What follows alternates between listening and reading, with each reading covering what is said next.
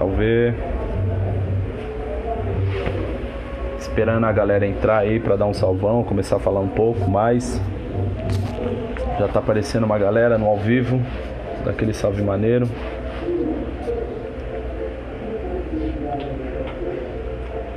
E essa transmissão ao vivo é para falar a respeito do jovem Pedro Henrique, de 25 anos, morto na última quinta-feira, dia 14, no supermercado Extra da Barra da Tijuca. Salve geral que já tá entrando, dando um salve aí e tal. Olá, boa, é nós, estamos junto, família. Uma parada que é importante, a gente tá discutindo, ainda mais num momento político, com essas coisas que estão acontecendo e que ainda existe uma fragilidade no sistema que não se reconhece como uma estrutura racista, né? Então vou me apresentar aqui para vocês. Sou Bruno Ramos, morador da Zona Leste de São Paulo, tenho 31 anos, estou como conselheiro nacional de juventude,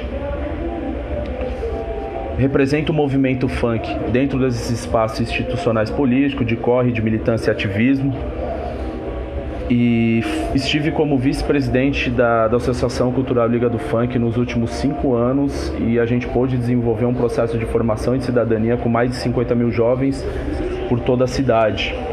Isso nos gerou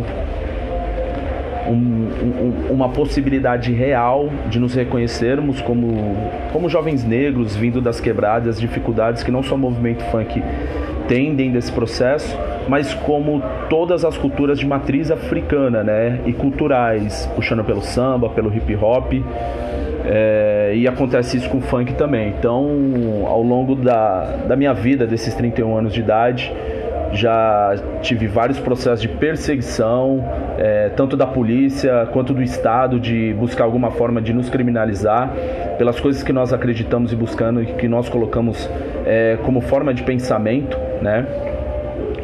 E sendo o cara negro da quebrada, ainda mais representando um movimento que tem um estigma por parte da sociedade racista e preconceituosa, não consegue enxergar esse papel de importância.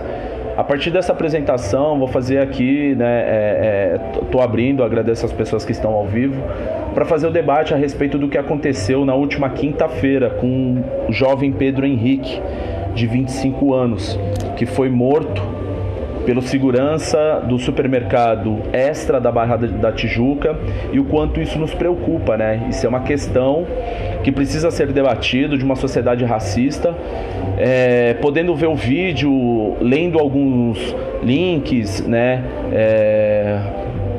de amigos jornalistas que publicaram falando a respeito do que estava acontecendo, a gente está muito preocupado pelas questões, né? Só tem uma coisa que me leva a crer o motivo da morte do jovem Pedro Henrique, né? A questão da estrutura racista que nós vivemos, né? Não tem motivo algum por um segurança, e não que exista motivo para as pessoas matarem umas as outras, né? Mas o motivo do segurança é ter agido de forma truculenta, um cara gigante, né? Com uma estrutura muito forte, bem preparado, treina, a técnica que ele utilizou é de jiu-jitsu, então é um cara que é preparado. E não consegue entrar na minha cabeça, né? O que passa pela cabeça de um cara desse, simplesmente abordar da forma que abordou esse jovem, né? Colocou vários argumentos que são frágeis, que em um dos links que eu pude ver de matéria que estava circulando, que o próprio delegado falou que ele agiu de forma truculenta mesmo, né? Ele agiu de força maior por uma questão que era simples de resolver, uma vez que o jovem, né, de estrutura frágil e que não estava armado, né? Pelo que ele relata, o jovem tentou tomar a sua arma, né? E falava, vou matar todo mundo, umas coisas assim que não tem cabimento, que isso é a versão colocada pelo próprio segurança, né? Mas ninguém que estava no entorno ali, por exemplo, daquele espetáculo horrendo que estava acontecendo ali naquele local, não existe pessoas falando, né, que ouviu isso do próprio jovem, né? Teve uma senhora que estava gritando para soltá-lo, que ele estava sendo asfixiado, entre outras coisas.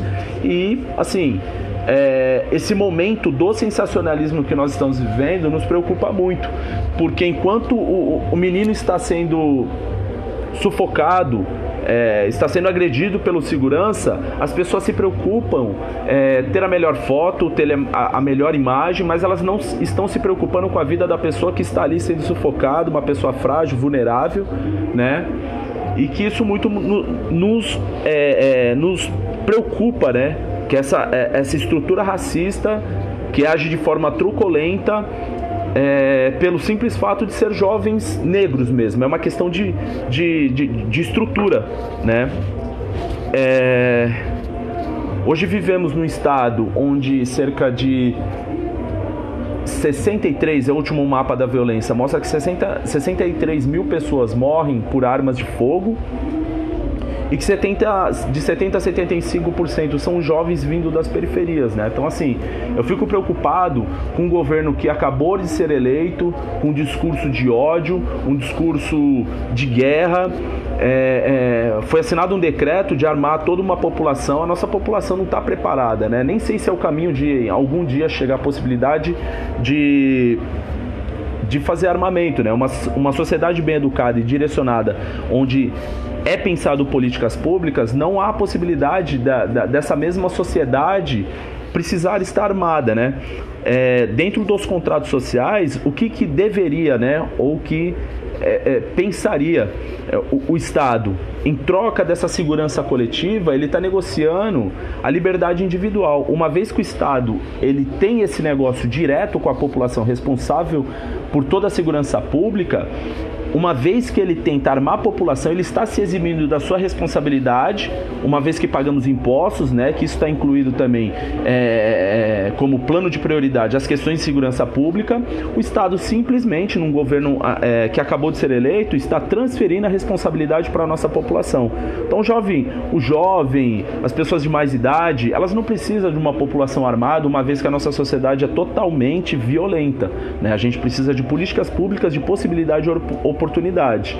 O que mais me incomoda é que o segurança que cometeu esse crime, ele pagou uma fiança de 10 mil reais e foi solto no mesmo dia. Ou seja,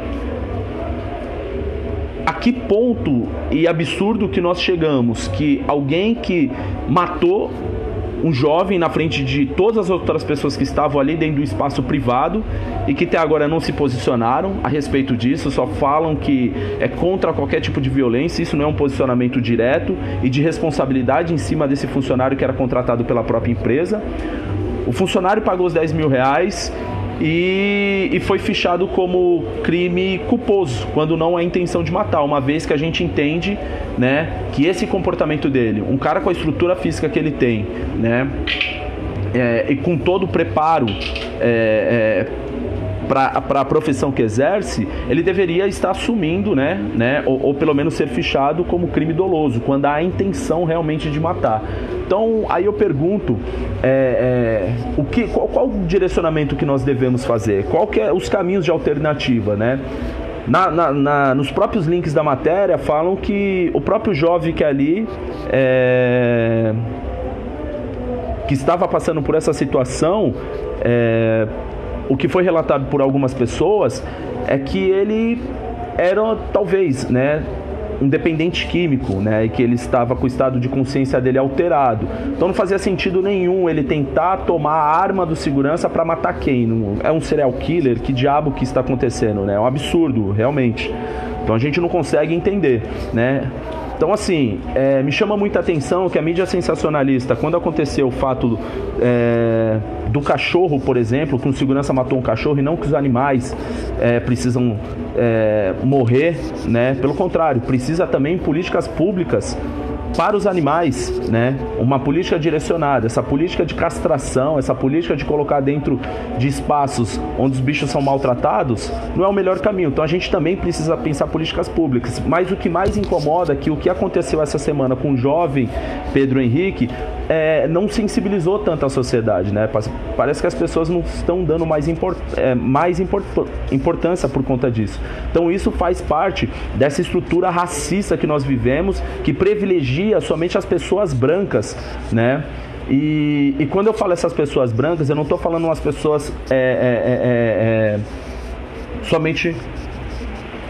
somente numa questão de pigmentação. Estou falando de uma estrutura embranquecida, né? Que é um sistema que é pensado para exterminar os jovens negros das periferias, né? Então, assim, quais são os caminhos de alternativas que nós devemos seguir, né? Eu tô vendo aqui que as pessoas estão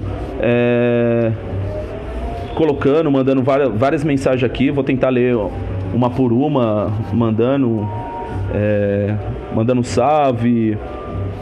Eu já respondi o que estava pegando, né? O que nós devemos realmente fazer para que isso possa mudar? Eu acho que o caminho aí está direcionado na questão da educação.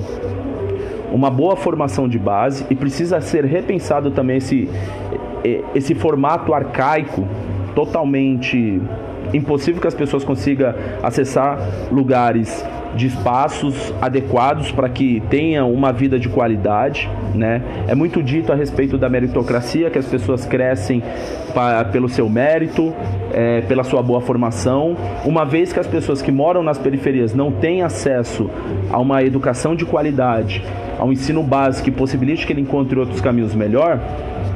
Eu não vejo que seja possível um dia que esses caminhos da meritocracia, colocado por algumas pessoas, sejam possíveis, né? Sei lá, na moral, mas eu acho que a meritocracia é a conversa pra boy dormir, entendeu? Pessoas acomodadas que ficam com esse discurso zoado, escroto pra caramba, que não pensam realmente de fato que a estrutura que nós vivemos não possibilita que outras pessoas consigam acessar lugares maiores. Retomando ao fato do supermercado, né? Eu, como cara da quebrada, eu já tive vários problemas com seguranças, né? Não só dentro de mercado, mas dentro de shopping também. A gente é o centro das atenções quando entra dentro desses estabelecimentos, tá ligado?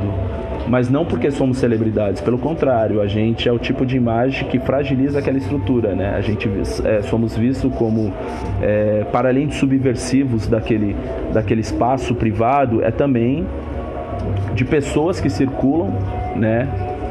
Que se incomodam com a figura do jovem, sei lá, é criminalizado às vezes pelo boné que está utilizando, né? Então, penso eu, quais os caminhos, né? Eu penso que através da cultura. Por que a cultura? Porque a cultura ela é transversal, é a única que tem capacidade de dialogar com toda a estrutura da sociedade, desde mobilidade urbana, desde da educação, desde a pauta racial, étnico-racial, né?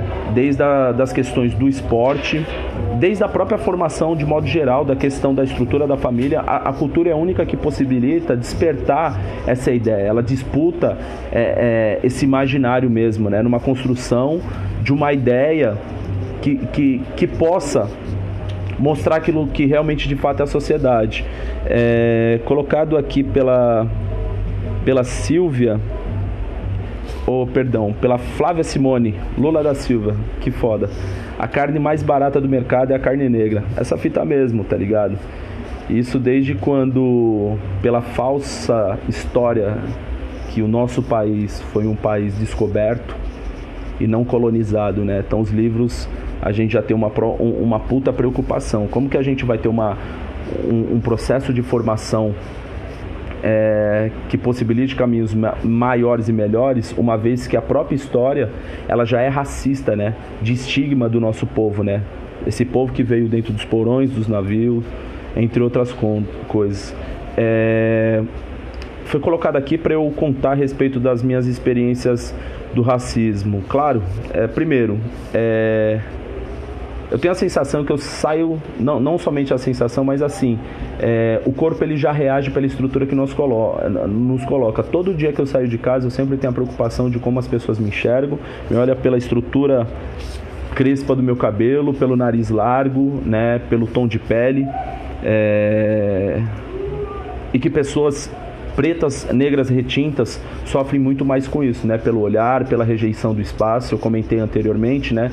Que o simples fato de chegar em supermercado sempre ela é visto como quem iria furtar, fazer qualquer outra coisa, que ia dar algum tipo de problema, que ia mexer, que ia violar alguma mercadoria, né?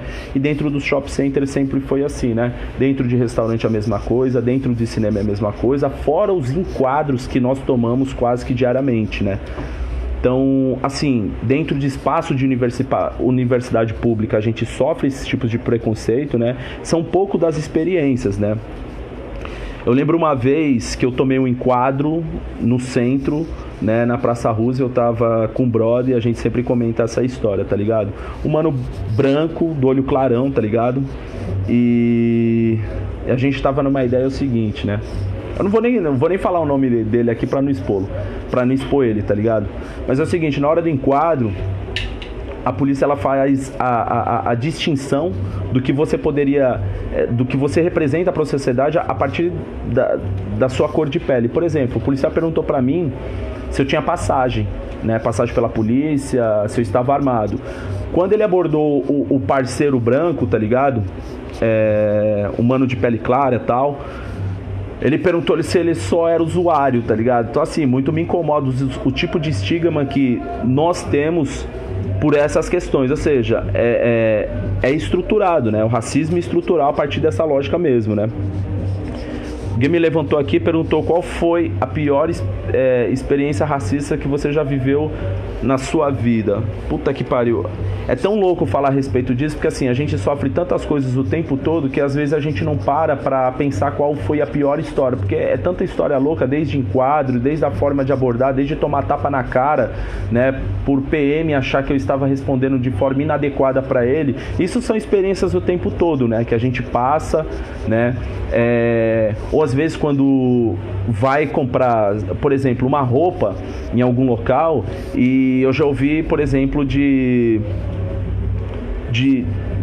pessoas, né, de lojista mesmo, perguntando se eu ia ter condição de pagar aquilo que eu estava comprando, né? Então isso faz parte da estrutura racista que nós vivemos. Como reagir a isso?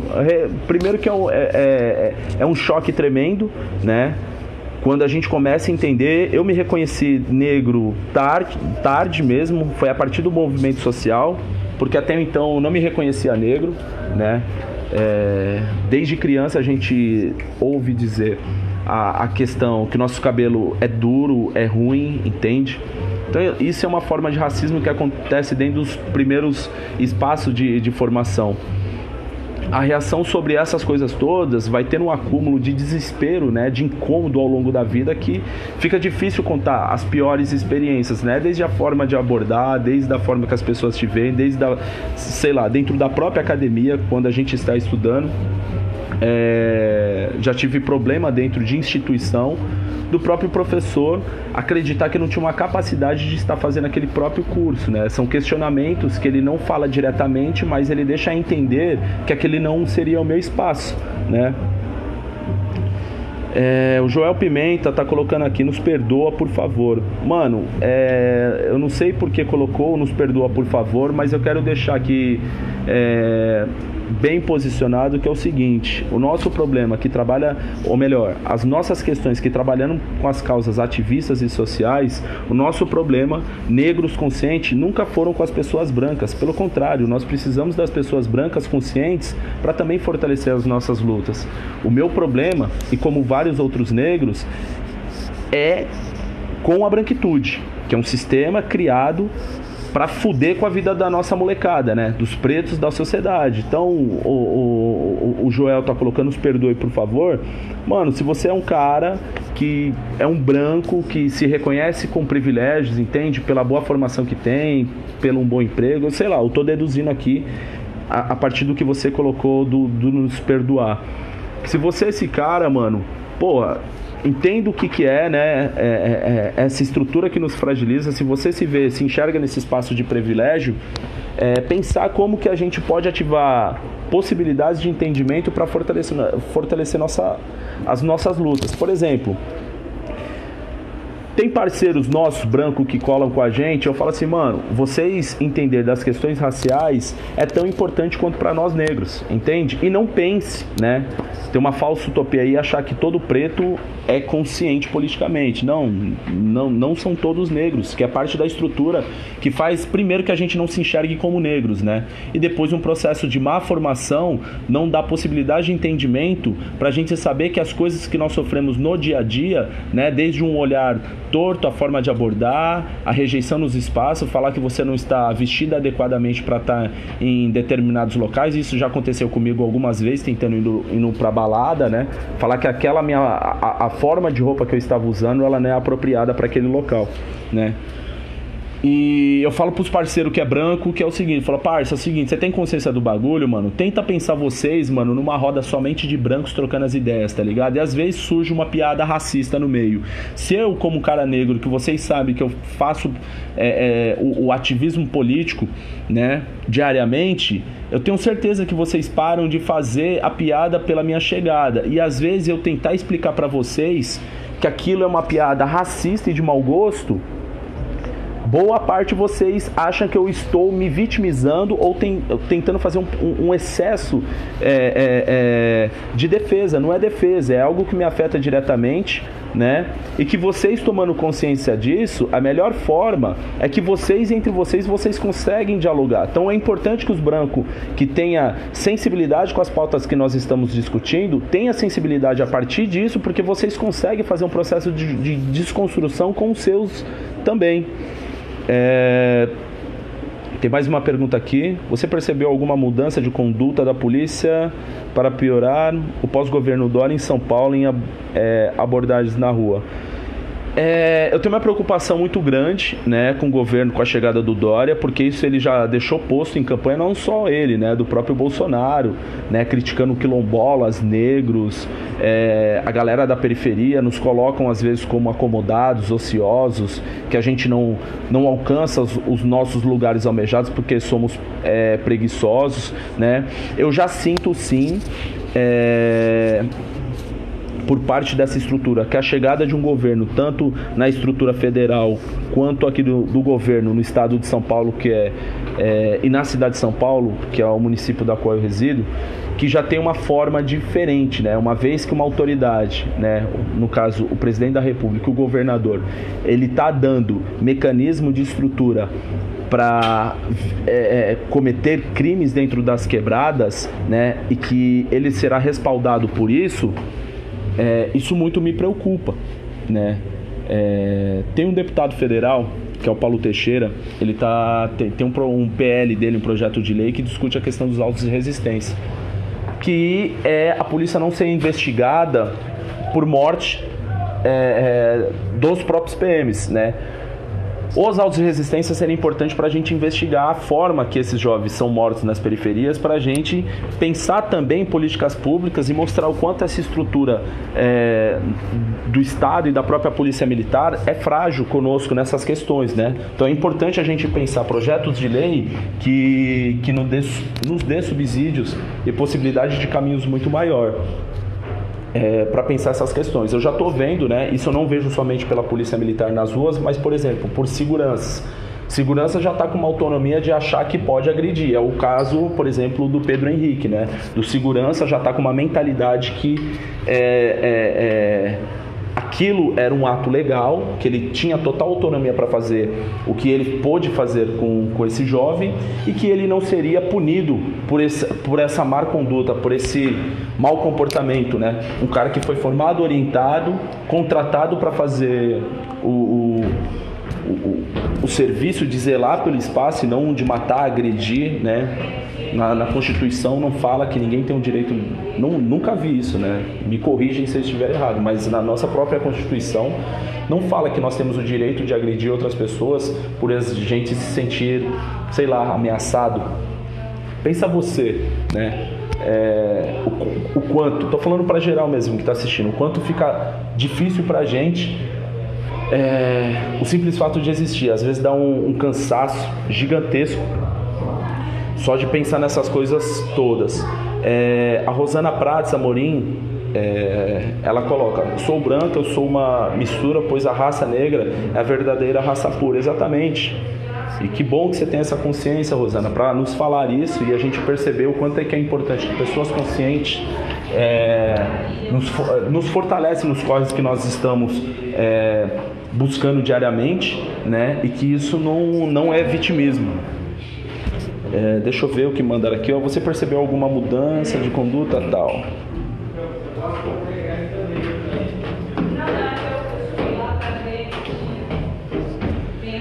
Bom, vai rolar alguns atos. Espero que as pessoas que estejam nos assistindo agora, né, eu quero aproveitar o espaço e agradecer também aos Jornalistas Livres por ser uma mídia alternativa que nos possibilite falar das coisas que nós sofremos no dia a dia, né? Coloca pautas jornalistas, vejo como progressistas, de pensamentos positivos, que luta pelos LGBTs, pelos negros, pelos menos favorecidos na sociedade, né? Então, um canal como o dos Jornalistas Livres é muito importante até para as denúncias, né?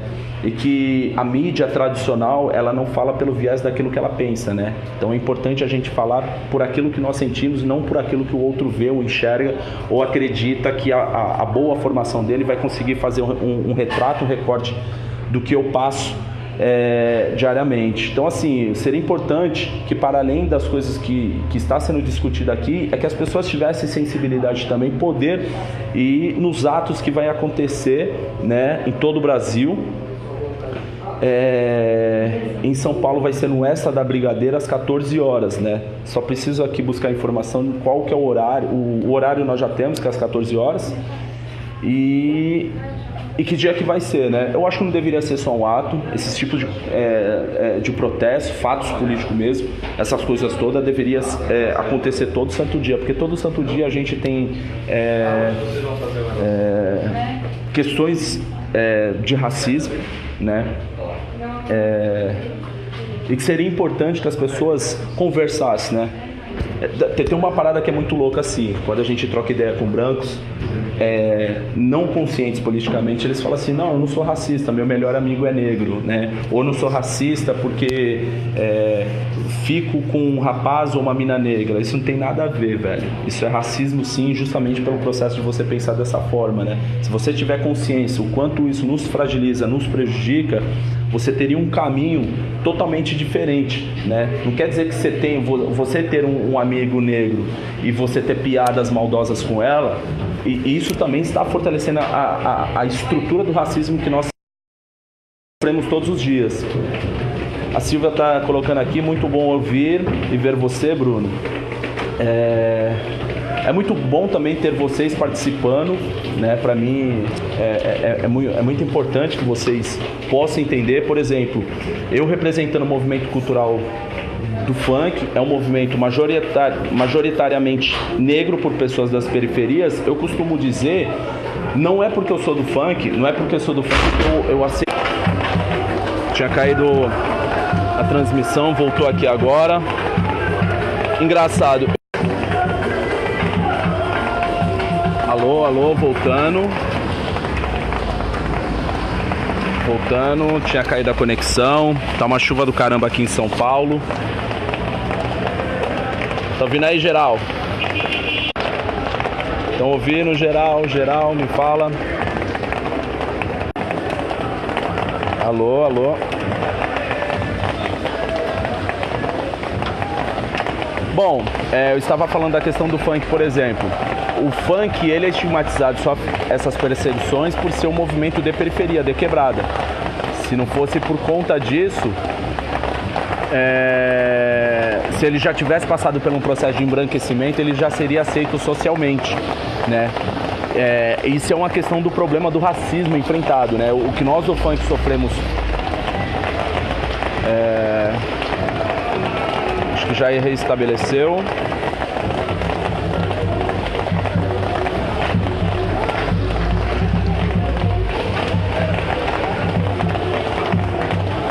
Alô, voltou, né? Que bom, show de bola. Por exemplo, o que o funk sofre hoje é o que o samba sofreu na década de 40, o que o hip hop sofreu na década de 90. Então, o que nós sofremos hoje é justamente por ser um movimento majoritariamente de negros das quebradas, tá ligado? Então, assim, qual a importância e o papel da música nesse sentido, né? Que a gente, mesmo sendo cara do funk consciente, eu não concordo com tudo que tá dentro do funk, entendeu? Ainda tem letras machistas pra caramba, sexistas, e esse é o meu papel como educador social, estudando sociologia e ciências políticas, tentar mostrar um caminho de alternativa melhor, formar, educar essa molecada para que eles construam letras mais conscientes, né? É claro que tem aquelas que nós não gostamos e tem outras que são estouro, né? Que são funks conscientes que a galera não fala nada de forma positiva. Elas só mostram pessoas, entendo eu como ignorantes, que só mostram o lado negativo e não mostram o lado positivo, né? Então, tô na chuva aqui agora, pegando o maior pé d'água, entrando dentro do carro porque tem uma atividade aqui, tá ligado? Tem uma mesa pra gente mostrar o documentário do funk que nós fizemos esses dias. É um funk só com Minas, por exemplo, né? E uma das nossas produtoras culturais, ela vem. A nossas produtoras culturais, Andressa, que construiu esse caminho de construir esse documentário, né? Chama Funk e as Minas. É importante que vocês acessem, mostrem que essas... Tá vindo ali, ó.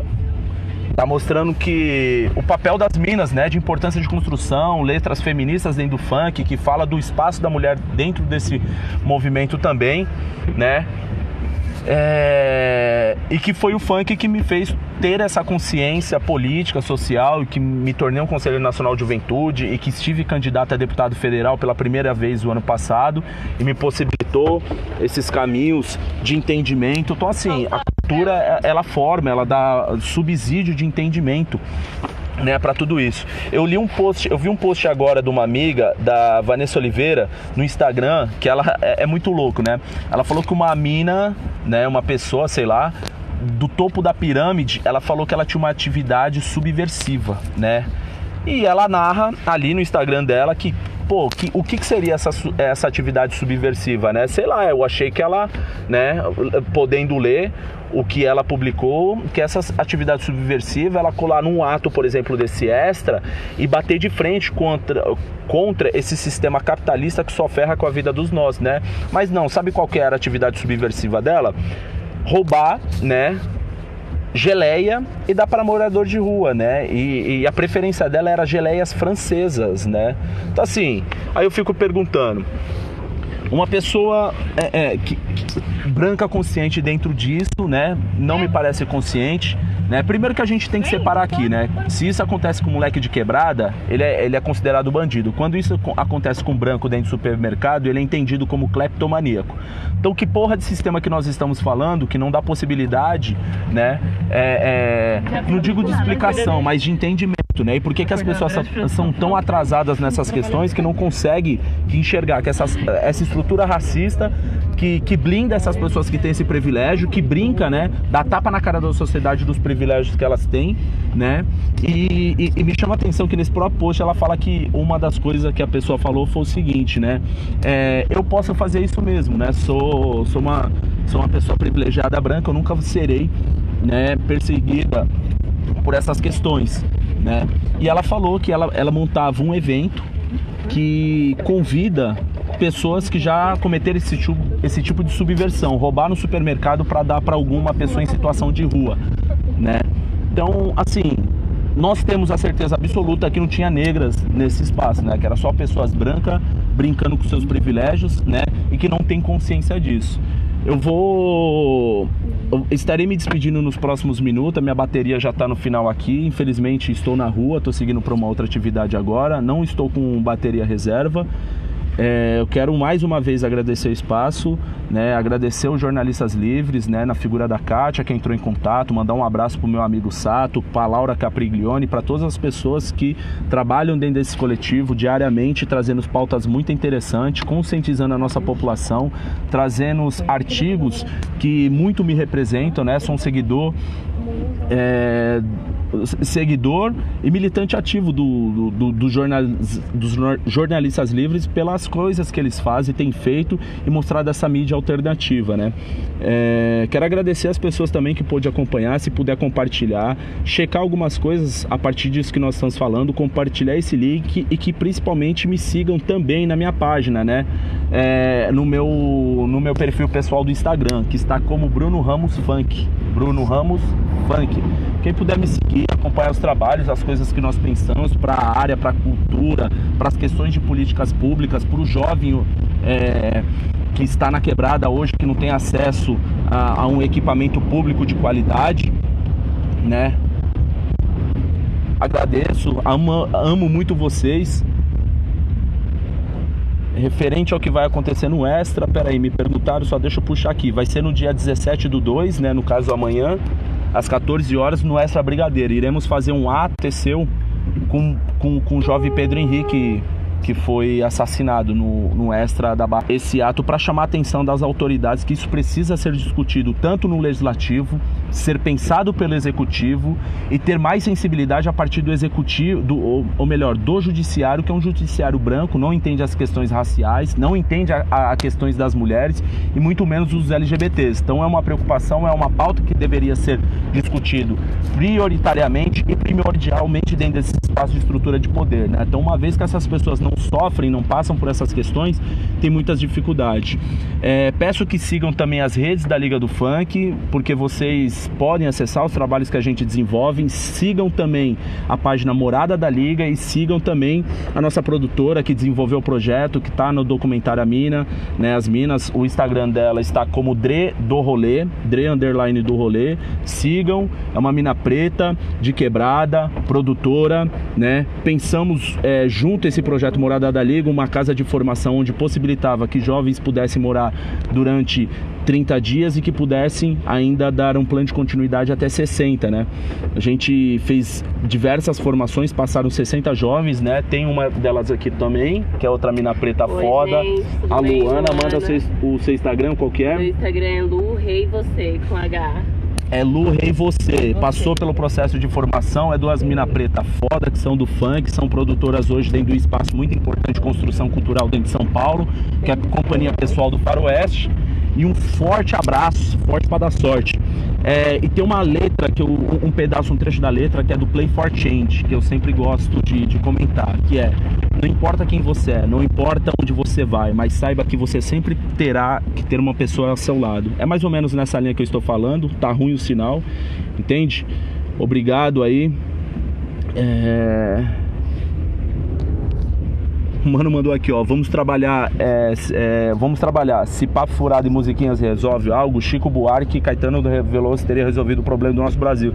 Teria resolvido porra nenhuma, mano. Olha o que aconteceu lá da Vogue lá, mano. O Caetano Veloso tava naquele bagulho. Eu não tô fazendo um ataque direto, mas ele perdeu a oportunidade, velho, de falar a merda que a dona a diretora da Vogue tava fazendo, entende? Mas eu, um cara formado pelo hip hop, mano, não tem nada melhor que ouvir os próprios Racionais, né, mano? Mas ouvir por ouvir sem poder estudar, velho, também não representa porra nenhuma. Aqui tem um monte de Zé Ruela que ouve Racionais e votaram Bolsonaro, tá ligado? Então, velho, a rima é mais ou menos essa aí. Ó, tá pedindo aí, as minas pode mandar a rima, mano. A gente produz só, gente, nada de... Não, nós manda sim, manda aquela lá. Não. Mano. Alô, na câmera daí. As minas não é MC não, mano. Agora, tamo no grau, tamo ali encostando numa tilha cultural. Vai vendo, cachorro, o que tá acontecendo? As minas é pesada. Se liga o piloto ali do outro lado, tá entendendo nada. Manda um alô pra nós aqui, piloto. Tá entendendo nada que tá acontecendo. É Mano Negro também que tá no piloto do bagulho, né? É o Uber, tá fazendo um dia de corre chuvoso aí. E família, forte abraço. Vou saindo aqui que a gente já tá chegando no outro espaço, tá ligado? E é nóis, tamo juntos. Segue lá, certo? Segue lá, Bruno Ramos Funk. Beijos, tamo juntos, jornalistas livres. A próxima pode encostar que é nóis. Pode pá que não dá ímpar. É nóis. Eu tava toda cagada no começo, agora já tá achando que tá em casa. Então, vai,